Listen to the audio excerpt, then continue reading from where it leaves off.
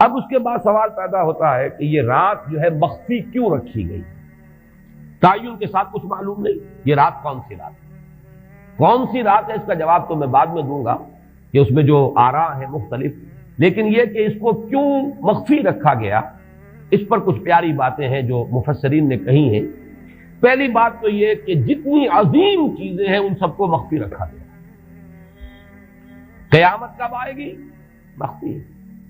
آئے گی، یہ یقینی ہے۔ کب آئے گی؟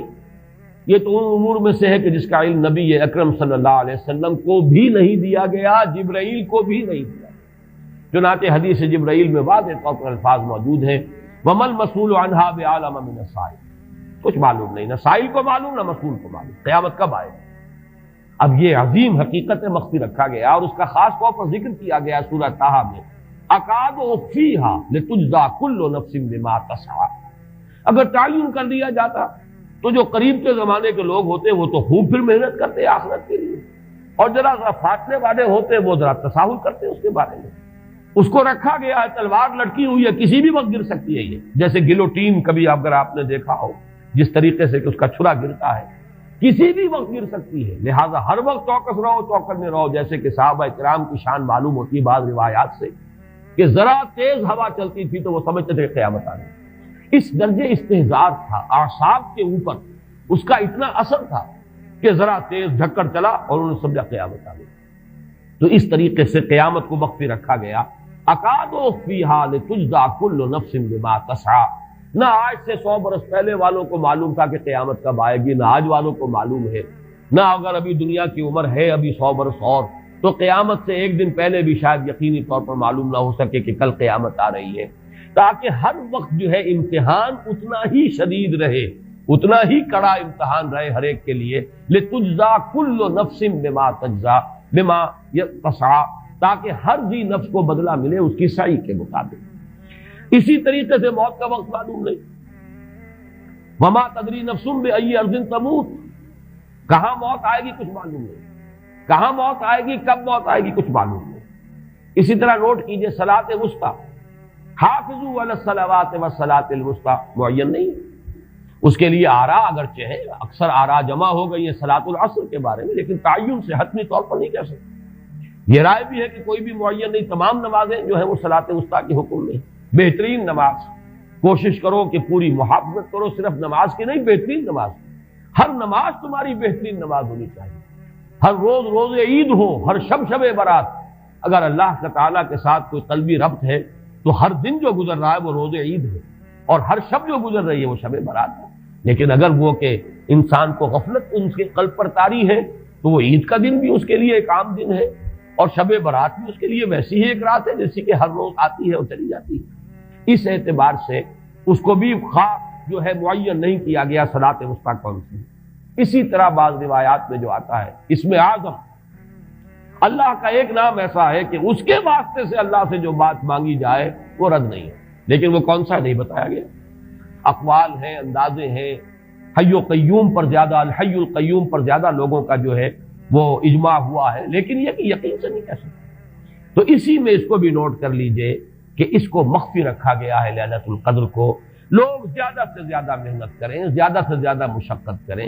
اس کے لیے جو بھی اس کی قدر و منزلت سے کسی درجے میں آگاہ ہے، وہ اگر معین ہی ہو جاتا کہ ایک شب یہ ہے تو پھر تو سب کے سب اس رات میں محنت کر لیتے، باقی راتیں جو ہیں وہ پھر سونی اور ویران گزرتی۔ لیکن یہ کہ مطلوب یہ ہے کہ زیادہ سے زیادہ راتیں آباد ہوں، زیادہ سے زیادہ راتوں میں ذکر ہو، عبادت ہو، دعا ہو، اس لیے اس کو مخفی رکھا گیا، یہ حکمت ہے۔ اس میں بھی ایک عجیب نکتہ ہے جو امام راضی رحمۃ اللہ علیہ نے بیان کیا ہے، اور حوالہ اگرچہ نہیں دیا اس حدیث کا، لیکن ایک روایت کے حوالے سے بات بیان کی ہے کہ اس کے ظاہر نہ کرنے میں بھی اللہ کی ایک شفقت اور رحمت ہے بندوں کے حق میں، اس لیے کہ اس کی قدر جتنی زیادہ ہے اتنی ہی اس کی ناقدری پر سزا ہوگی۔ اگر معلوم ہو کہ یہ شب ہے اور اس کی ناقدری کو انسان کرے تو گویا کہ پھر وہ اتنا ہی زیادہ مورد عقاب اور مورد سزا بن جائے گا۔ اس کے لیے ایک بڑا پیارا واقعہ نقل کیا امام راضی نے کہ حضور صلی اللہ علیہ وسلم حضرت علی رضی اللہ تعالی عنہ ایک روز مسجد میں داخل ہوئے، ساتھ ہی آئے ہیں، دیکھا کہ ایک شخص سو رہا ہے، نماز کا وقت ہو چکا تھا۔ حضور نے حضرت علی سے فرمایا کہ اسے جگا دو، اسے ہوش میں لے آؤ تاکہ یہ وضو کرے، نماز کے لیے تیاری کرے۔ حضرت علی نے امتثال امر کیا، جا کر جگا دیا۔ لیکن پھر ایک سوال کیا حضرت علی کہ حضور آپ تو خود نیکی کے کاموں میں بہت سبقت فرمانے والے ہیں، سباق بالخیر یہ لفظ آئے، سبقت کرنے والے بہت کثرت کے ساتھ، تو آپ نے یہ جو ہے یہ کام خود کیوں نہیں فرمایا اور مجھے کیوں اس کے لیے آپ نے حکم دیا؟ آپ خود بھی اسے جگا سکتے تھے۔ آپ نے فرمایا کہ تم اس کی حکمت کو سمجھ لو، میرے جگانے پر اگر وہ نہ جاگتا اور انکار کر دیتا تو کفر ہو جاتا اس کے حق میں، اور تمہارے جگانے پر اگر کوئی تساہل سے بھی وہ کام لیتا تو وہ کفر نہ ہوتا۔ تو یہ ایک فرق ہے کہ اللہ تعالیٰ کی طرف سے ایک شفقت ہے کہ حضور صلی اللہ علیہ وسلم جگاتے اور کسی درجے میں وہ انکار کر دیتا۔ کبھی ایسا بھی ہوتا آدمی نیند میں ہے اور وہ کہتا جاؤ جاؤ مجھے آرام کرنے دو، تو اگر میرے ساتھ یہ معاملہ ہوتا تو وہ کفر کے درجے کو پہنچ جاتی بات، لیکن اگر تمہارے ساتھ یہ معاملہ ہو بھی جاتا تو اس درجے شدید نہ ہوتا۔ تو گویا کہ حضور نے اس شخص پر شفقت کے اعتبار سے یہ شکل اختیار کی کہ خود نہیں جگایا، بلکہ یہ کہ حضرت علی رضی اللہ تعالیٰ عنہ کو حکم دیا کہ اسے جگا دیں۔ تو یہ نقطہ کہ لیلۃ القدر کے اخفاء میں یہ بات بھی ہے کہ اگر اس کو عیاں کر دیا جاتا، معین کر دیا جاتا، تو پھر جو لوگ اس سے غافل رہتے پھر وہ بہت سخت ناقدری کا ارتکاب کرتے اور بڑی سزا کے مستوجب ہو جاتے۔ اب آپ چھٹی بحث ہے کہ وہ رات کون سی ہے۔ اگرچہ ایک رائے شاذ یہ بھی ہے کہ وہ رمضان سے باہر کی رات بھی ہو سکتی ہے، لازم نہیں ہے کہ رمضان ہی کی کوئی شب ہو۔ اس میں چونکہ بعض حضرات نے ایک روایت کی وجہ سے جسے ہم شب برات کہتے ہیں، لیلۃ البرات، یہ شعبان کی 15ویں شب، درمیانی شب، اور اس کے بارے میں ایک روایت موجود ہے حضرت عائشہ صدیقہ رضی اللہ تعالی عنہا کی کہ رات کے وقت ان کی آنکھ کھلی اور وہ باری آپ ہی کے پاس شب باسی کی تھی، حضور کی، تو حضور موجود نہیں تھے، تو تشویش ہوئی کہاں گئے۔ تو جب تلاش کی گئی تو معلوم ہوا کہ حضور جنت البقیع قبرستان میں پہنچے ہوئے ہیں اور وہاں آپ ان کے لیے جو بھی وہاں دفن ہیں ان کے لیے استغفار فرما رہے ہیں۔ جب پوچھا گیا معاملہ کیا، تو آپ نے فرمایا یہ بڑی عظیم رات ہے اور اس رات میں فوت ہونے والوں کا فیصلہ ہو جاتا ہے، پیدا ہونے والوں کا فیصلہ ہو جاتا ہے۔ تو اب وہ بھی ایک لیلہ مبارکہ، اسی وجہ سے بعض لوگوں نے وہ جو سورہ دخان کی ابتدائی آیات ہیں انا انزلناہ فی لیلۃ مبارکۃ، اس کو محمول کیا ہے اسی رات پر کہ جس کو ہم شب برات کہتے ہیں اپنی عام اصطلاح میں، لیلۃ البرات اسے عربی میں کہا جاتا ہے۔ برات کے معنی کسی کا چھٹکارا پا لینا۔ یہ شب برات جو ہے وہ برات شادی والی برات نہیں ہے، بلکہ یہ برات کا لفظ ہے عربی زبان کا، جو ہمارے ہاں وہ غلط العام میں برات شب برات بن گیا ہے۔ برات، برات من اللہ ورسولہ، جو سورہ برات کا پہلا لفظ ہے کہ چھٹکارا پانا، کہ وہ رات بھی ایسی ہے کہ اس میں انسان استغفار کرے اور اللہ تعالیٰ سے اپنے گناہوں کی معافی مانگے تو اپنے آپ کو جہنم سے چھٹکارا دلا سکتا ہے، وہ شب برات۔ اس اعتبار سے کچھ لوگوں نے گمان کیا کہ شاید لیلۃ القدر اور لیلہ مبارکہ اس حدیث کی روح سے وہی شب ہے، وہ ظاہر بات ہے کہ خارج از رمضان مبارک ہے، اور یہ کہ اس کے علاوہ بھی بعض آراء ہیں، لیکن یہ آراء جو ہے شاذ کے درجے میں یہ کہہ سکتا ہوں کہ تقریباً اجماع ہے اس پر کہ یہ رات رمضان مبارک ہی کی ایک رات ہے۔ اس کی دلیل ایک تو یہ کہ القرآن یفسر بعضہ بعضا کے اصول کے مطابق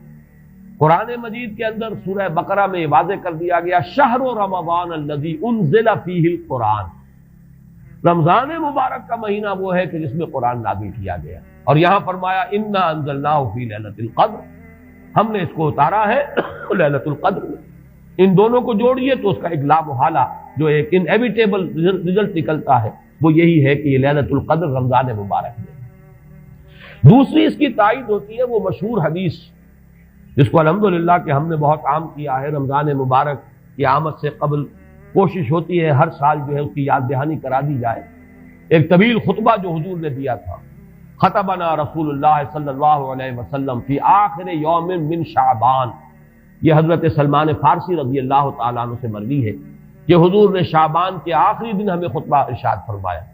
یا ایھا الناس قد اظلکم شہر عظیم شہر مبارک شہر فیہ لیلۃ خیر من الف شہر، لوگوں آگاہ ہو جاؤ، تم پر ایک بہت مبارک مہینے نے، بڑی عظمت والے مہینے نے سایہ کر دیا ہے، سایہ فگن ہو گیا ہے تم پر ایک مہینہ جو بڑی عظمت والا ہے، شہر عظیم جو بڑی برکت والا ہے، شہر مبارک۔ اور تیسرا جملہ اس میں یہی ہے شہر فیہ لیلۃ خیر من الف شہر، وہ مہینہ کہ جس میں ایک رات وہ بھی ہے کہ جو 1000 مہینوں سے افضل ہے۔ ان دونوں چیزوں کے حوالے سے تقریباً دلائل بھی موجود ہیں، اور ویسے یہ کہ جیسا کہ میں عرض کر چکا ہوں اجماع ہے کہ یہ رمضان مبارک ہی کی ایک شب ہے،